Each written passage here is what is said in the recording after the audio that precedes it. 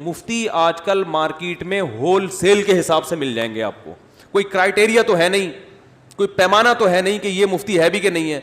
ہر بڑے سے بڑا مکھنچو اس کے نام کے ساتھ مفتی لگا ہوا ہے, اور مفتی اعظم لگا دو تو وہ بھی کوئی گورنمنٹ کی طرف سے پابندی. پاکستان میں 15-20 مفتی اعظم ہیں.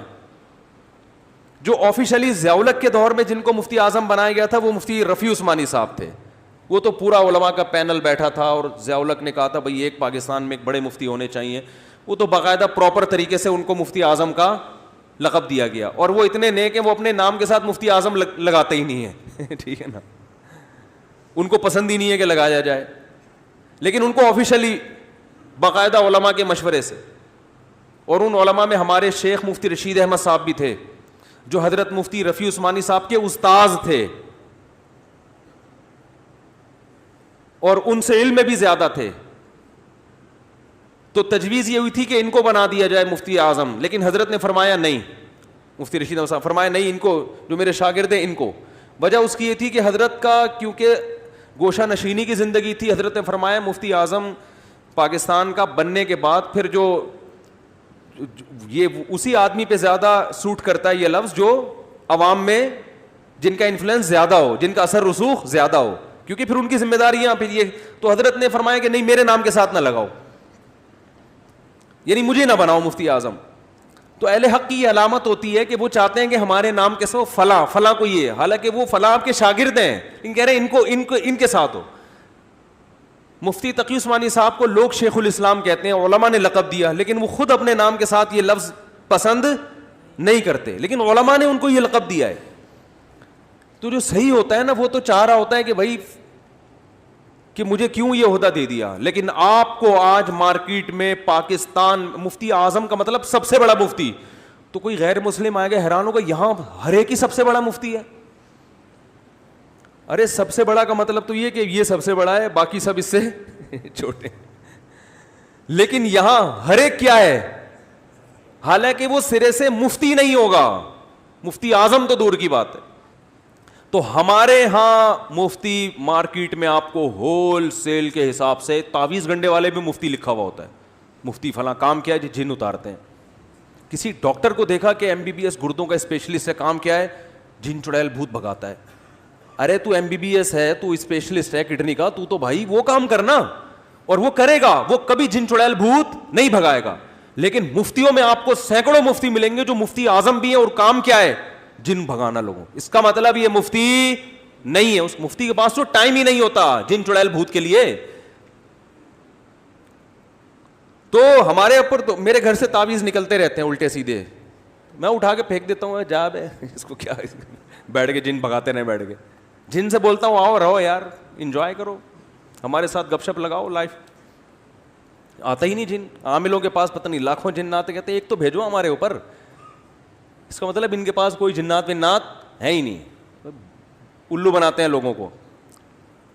تو میں لوگوں سے بھی کہتا ہوں یہ چھینٹیں نظر آ گئی, بندر کے نشان نظر آ جائے, کلر کروا لو یار, رنگ خراب ہو گیا, بس اس سے زیادہ ان چیزوں کو ویلیو دینے کی ضرورت نہیں ہے. لوگ ایک دفعہ صاحب نے مجھے بتایا کہ دیکھو یہ بندر کے پنجے کے نشانات, اور نظر بھی آ رہے تھے واقعی. میں نے کہا کلر کروا لے, ختم ہو جائیں گے. اس سے زیادہ ان چیزوں کو فری کرانے کی ضرورت نہیں ہے. پتہ نہیں کس نے ٹھپے لگا کے چلا گیا ہوگا رات کو, بندر یہاں کہاں سے آئے گا اللہ کے بندو.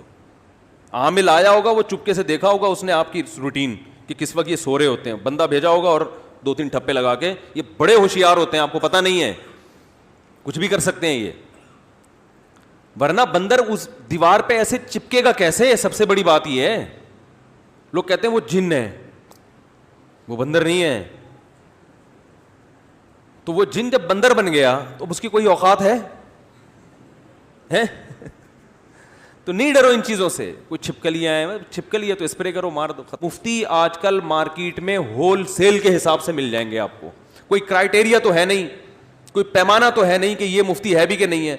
ہر بڑے سے بڑا مکھنچو اس کے نام کے ساتھ مفتی لگا ہوا ہے, اور مفتی اعظم لگا دو تو وہ بھی کوئی گورنمنٹ کی طرف سے پابندی. پاکستان میں 15-20 مفتی اعظم ہیں. جو آفیشلی ضیاء الحق کے دور میں جن کو مفتی اعظم بنایا گیا تھا وہ مفتی رفیع عثمانی صاحب تھے. وہ تو پورا علماء کا پینل بیٹھا تھا اور ضیاء الحق نے کہا تھا بھائی ایک پاکستان میں ایک بڑے مفتی ہونے چاہیے. وہ تو باقاعدہ پراپر طریقے سے ان کو مفتی اعظم کا لقب دیا گیا, اور وہ اتنے نیک ہیں وہ اپنے نام کے ساتھ مفتی اعظم لگاتے ہی نہیں ہیں ٹھیک ہے نا, ان کو پسند ہی نہیں ہے کہ لگایا جائے, لیکن ان کو آفیشلی باقاعدہ علماء کے مشورے سے. اور ان علماء میں ہمارے شیخ مفتی رشید احمد صاحب بھی تھے, جو حضرت مفتی رفیع عثمانی صاحب کے استاذ تھے,